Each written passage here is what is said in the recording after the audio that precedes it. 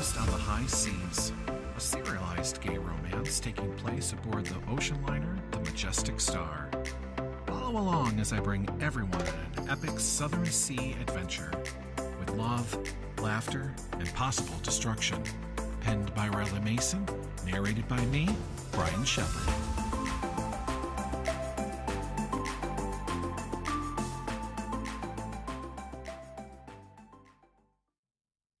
Episode 2, Old and New Friends. The boarding process would begin soon as Ben made his way to the front of the line where he could see Captain Webb conversing with Anita Cromwell. As everyone knows, Anita is a cruise lifer. Her and her late husband would book a cruise just to live on the ship. So wherever the ship went, they went. Anita and her husband have been on almost every ship known on water, along with the Majestic Cruises being their favorite. Now that her husband has passed, she seems to dub herself as a matchmaking guru. If you ask any of her friends, they will tell you she takes credit for at least 3 couples. "Hello, Captain. Anita, nice to see you again," Ben said, finally reaching the both of them after moving through the crowd. "I believe we are ready to begin with the boarding process. Ben, Anita here was just telling me about how she's already booked her next cruise aboard the Sun. Have you met Captain Jericho yet?" Captain Webb asked as he signaled for the crewmen to open the doors. Ben was just standing there, not sure what to say. "That's right. How was your tour aboard the Sun, Ben?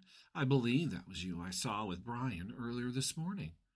Brian was such a wonderful person to speak with when I got off to walk around. He was so gracious to take the time to talk with me about him and his ship.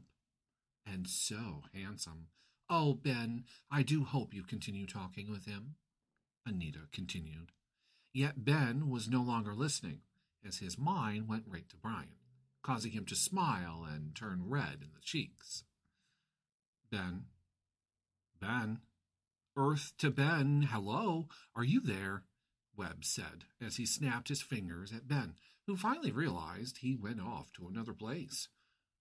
"Ready?" Webb asked. "Yes, Captain," he responded as he unclipped the rope which allowed passengers to start the journey up the gangway and into the lobby, to be checked in with Barbara and her guest relations team. Anita had since left and already boarded the ship, and now that she was no longer holding up the line, passengers could now board. This sailing is different, as it will bring the ship to a part of the world it has never been. Along with that comes the unique guests that are also part of the journey. All the way from New York is Mayor Brian Shepard of Stratton County and his boyfriend Jordan Prescott, who happens to be the county doctor. With them is a 2-man security team. The two are here for the wedding, along with an excuse to take a vacation, considering the ordeal they went through back home. It was so bad, a podcaster wrote a story about it. Murder in Stratton County, which you can find on most podcast platforms. Ben loved this part of the process, as he was able to greet and see everyone as they boarded. Again, the Star is not that big. It holds up to 300. This trip would be smaller, coming in at only 150 passengers. The company decided to do a pop-up cruise on the website to see how well it would do given a week's deadline. Not bad, Ben thought, as he watched people being checked in and who took to the main deck to take in the sights and excitement that comes with a disembarking ship. All of the passengers had made it on board, and again most were on the main deck, as it was time for muster station's drill. Ben decided that the drill should be done as the ship is underway, before hitting the open sea. The ship carried 8 huge orange capsule-type lifeboats. Each one could carry 65 people with survival gear that could last up to 3 weeks. Ben never really cared for them, made him feel uneasy, as he thankfully never had to get into one. Although he has heard about the story behind the quarrel and how Justin and his friend Chance had to get into one. With the moorings free of the dock, it was time to get the Star underway, as Ben made his way to the bridge to start the drill. This would be his first drill aboard the Star, as he was sure Captain Webb, or rather Joey as he prefers, was watching to see how well he does. With the push of a button, the ship is taken over by Ben's voice, alerting all passengers that the drill will commence. Ben has practiced the speech over and over again, so this should be easy as pie. That and the words are on a page in front of him, just in case.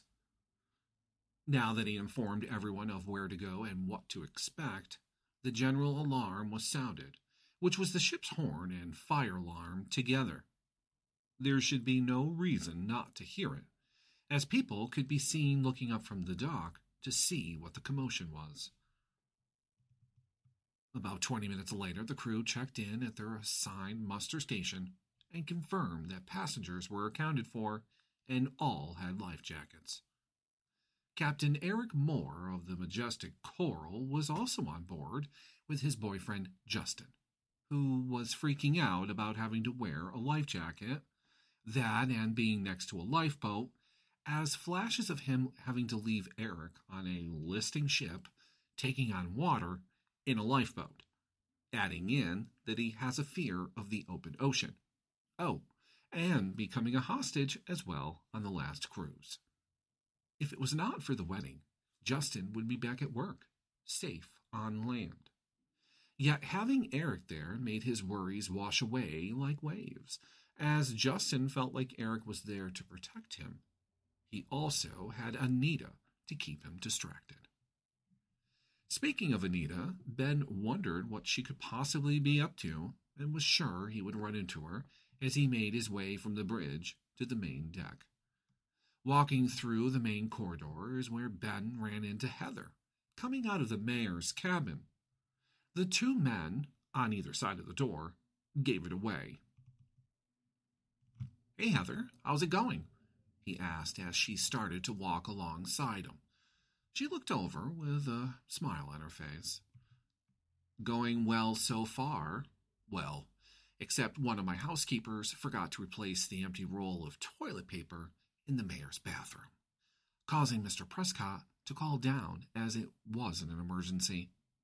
The mayor was not happy, from what I could hear in the background. Something about crappy situations always seemed to find him, she said as she just shook her head in disbelief. "Wow, yeah, I'm sure I'll hear about that," Ben sighed. "That's not all. It seems the housekeeper also forgot the towels and washcloths, so I had to make 2 trips. I bet you it was the new girl Morgan I just hired. So now I'm in a mood, which Burton doesn't like. So you wait until I see her," she said as she half smiled and asked Ben how things were with him. "Doing good so far. Heading up to the tiki bar to see how everyone's doing. Now that you told me about the mayor's crappy situation, I can be better prepared, as I hear he can become nasty. I'm also on the hunt for some friends. Anyway, I'll let you go and we'll talk later," he finished as both had made it to the lobby. All he had to do was cross the lobby and could continue down the corridor and out to the stern. As Joey steered the ship out to open sea, it was time to get the party started, as music could be heard coming from the stern, where Ben found most passengers enjoying a nice drink and laying out in the sun by the tiki bar, which is where he found Jack and Christopher. Jack Jameson is an avid adventurer and archaeologist who rose to fame for the discovery and recapturing of the Amazonian's Queen's Diamond Crown. Christopher is also an archaeologist and helped with the find of the century, as Good Morning America put it. Jack informed Ben that they were on board for the wedding and also to relax, be stress free, and reconnect as a couple. Ben was all too happy to see that everything was going well for the couple, who already went through so much, and even with the help of Joey, who, Ben hears, has a boat on the Amazon just like a Disney's Jungle Cruise. Oh, the stories he hears from Anita. Well, he could write a book. Other than the mayor's incident this morning, passengers seem to be happy and enjoying themselves as Ben walks the ship. People were enjoying the music, some even dancing, while others looked out towards the open sea, hoping to see something. It was no different on the bow, as passengers stood against the rails, looking out ahead, taking in the wind and sun, as soon the weather would change. It may be a sunny and 78-degree day. However, it would not be 78 where they were going. While just thinking of the cold that would soon surround the ship, Ben's cell phone broke his thoughts, as he seemed to receive a text by the island-themed sound that played in his back pocket.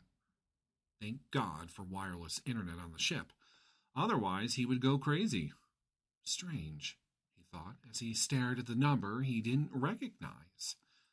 Curious, he opened the text, which read, "Hi, just checking in. Hoping you're having a smooth sailing. Have a great day." Which ended with a kissing emoji, then followed by, "I did not mean that. Sorry." A smiley face. "It's Brian." Putting a smile on his face, Ben replied to the message by telling him all was well and hoped he was doing okay and not to be sorry about the kissing emoji. Wait. Oh, God. Did I really have to put that in there?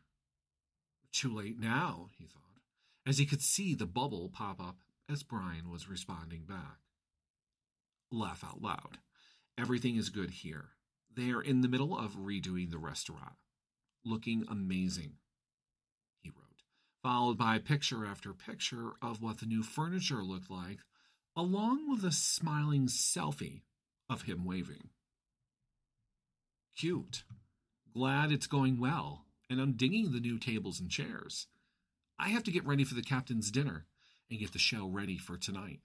Talk later. Ben responded, finished with a kissing emoji. Yep, Ben thought. I just did that. Waiting for the bubble to pop up, which for some reason wasn't happening. Uh-oh. Should he not have sent that? Nah, it was fine.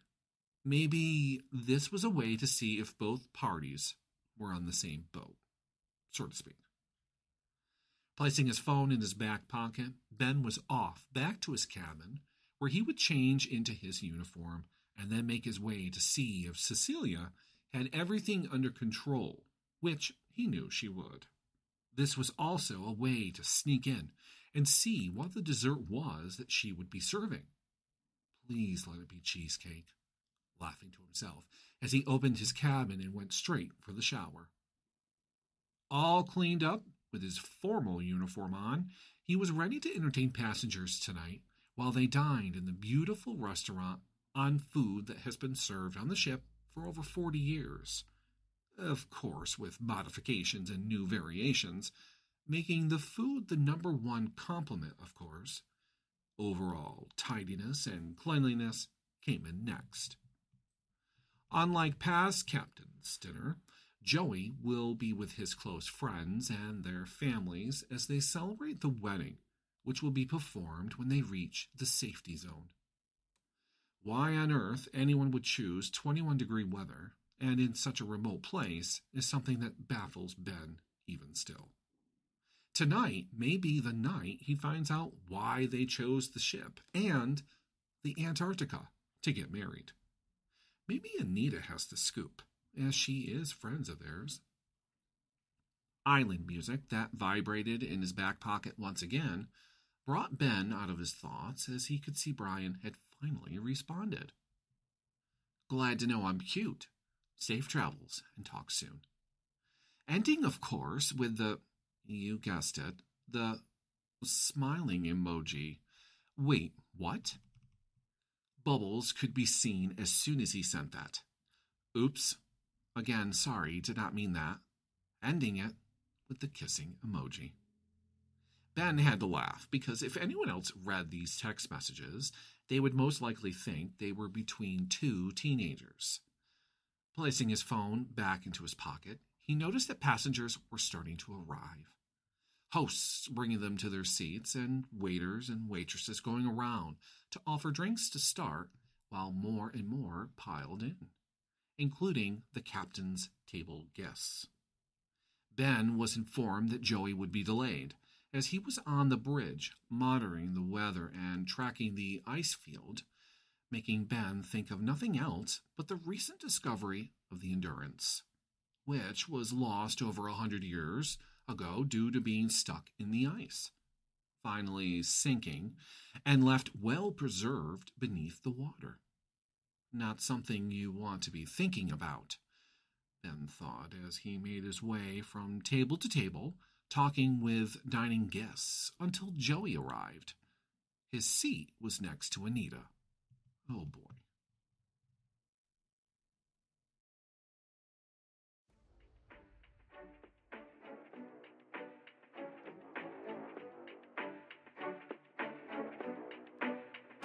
Hey everyone, Rylan here. Just a quick reminder that you can find more information about me and the stories I write by going to my Facebook, facebook.com/author.r.mason. From there, you can find updates, follow me on Instagram, talk to me, and more. Thank you for taking the time to listen and for the support. An R. Mason Media Production. Copyright 2022.